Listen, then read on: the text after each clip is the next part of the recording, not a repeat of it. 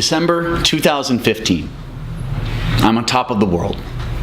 I'm a talent manager at one of Hollywood's most prestigious firms.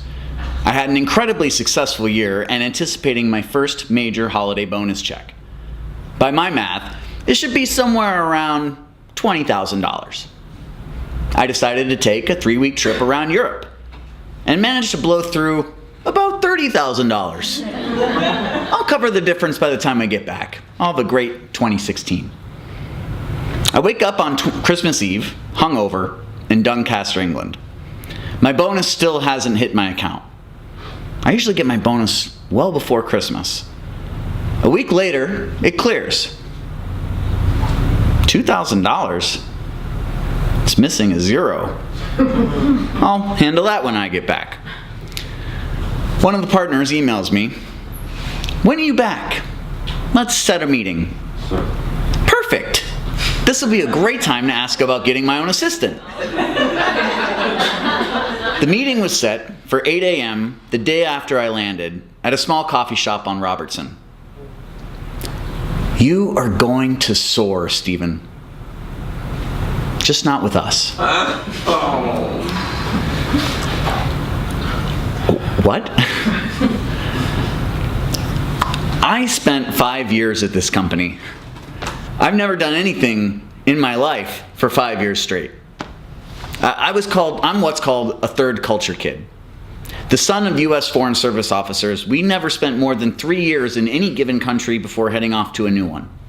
By the age of 13, I had lived in 5 separate countries on 4 continents. I hadn't been anywhere long enough to form any kind of identity. I had no idea who I was. When my family was assigned to Tashkent, Uzbekistan, I begged my parents to let me live in America. They enrolled me in boarding school in New Jersey. I didn't quite fit in with the privileged East Coast children who had spent their entire lives in the country and culture of their birth. Fitting in was always difficult for me. After a year of being bullied relentlessly, I left New Jersey to join my parents in Uzbekistan. I was dreading it. But I saw a blank slate, an opportunity to create a new persona from scratch. I changed the way I spoke, adding the word yo to as many sentences as possible, as if it were a form of punctuation, yo. I went from listening to Bryan Adams to Marilyn Manson, Chronicles of Narnia to the Necronomicon, full of teenage resentment toward anything and everything. At 15, I went to an Uzbek nightclub and got drunk for my first time. Gorgeous Russian women serving B-52 shots, which are particularly awesome because not only are they delicious, they are also on fire. To a 15-year-old punk kid with mad insecurities, this was heaven. With each drink, I felt my confidence rise, and I am the coolest kid in the world. We left Tashkent and arrived in Brussels, Belgium for our next posting. The drinking age there was 15. I was 15. Teenage clubbing and partying weren't just accepted, it was encouraged. Belgian beer, fancy cocktails, cigarettes, marijuana, these all quickly became staples of my life and my primary coping mechanisms. It's easy to feel like you belong when you're singing drinking songs in smoky pool halls. After high school, I moved to Seattle, and pursuing a drama degree at the University of Washington, I fell into and in love with the rave scene. I quickly became a top promoter.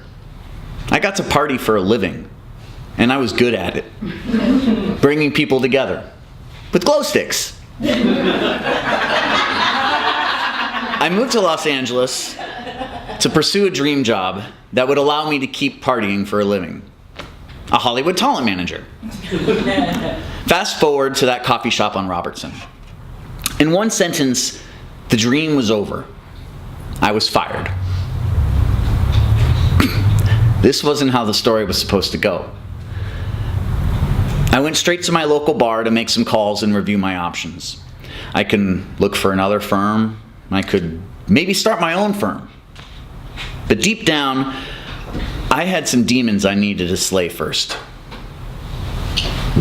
So I ran away. Maybe the demons would be gone by the time I got back, right?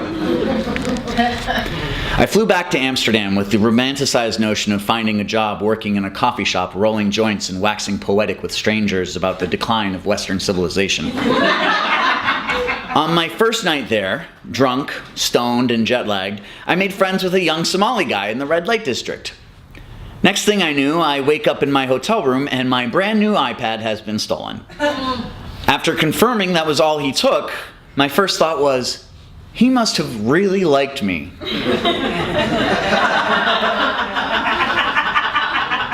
The following night, I meet a nice Moroccan guy with missing teeth. We smoke joints and drink some beer in a bar ironically called Cafe Remember.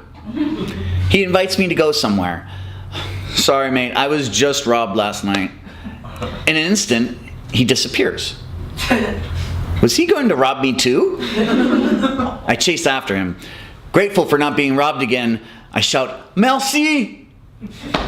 He turns around and yells back, "Je t'aime." Only robbed once out of a possible 2 nights, I take mushrooms on my 3rd night and walk around the city. I come up with the brilliant idea to text my parents my internal monologue. I sent over 100 unanswered messages, such as, "Now I know why it's called baggage, because when you let go, you feel so free."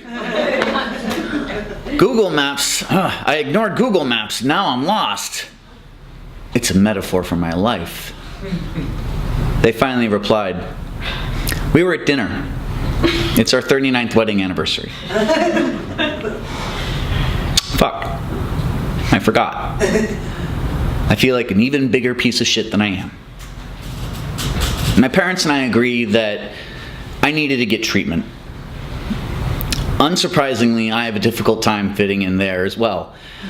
I left after 4 weeks. I soon relapsed. I locked myself in my apartment for 4 months, only going outside to walk my dog. What the fuck am I doing? How did I get here? The only thing I have left is a car and a degree in drama. I decide to join an acting studio. After reading a scene with the owner, she says, "You're a natural, but with a head full of alcohol, you can't train here." Sober herself, she requires me to attend 30 AA meetings in 30 days before I can register. I accept the challenge and attend the 30 meetings. She welcomes me into her studio. I relapsed chronically the first few months, but always got back on the wagon for fear of getting kicked out of the acting studio. I found new friends, creative people with dreams and aspirations, not the burnt-out cynics that I was surrounded by in my previous life. They provided support. After several months clean, I break down during class and tell them that I relapsed again. Why can't I stop letting people down? I went straight to the bar. It was 6 p.m. and I was on my 2nd beer. I can't keep doing this. If I take another sip, my cocaine dealer's number will be at the bottom of the glass and I'll be on another run. I have to break the cycle. I pushed the beer away, half finished, asking for the check. Happy hour wasn't over yet, but it had ended for me a long time ago. That day was September 20th, 2017. I've been sober ever since, and I'm building a new life in recovery. I still have a lot of work to do, but each day now is brighter than the day before. I stopped asking myself, who am I? Now I ask, who do I want to be? You know, my boss is right. I will be someone who soars.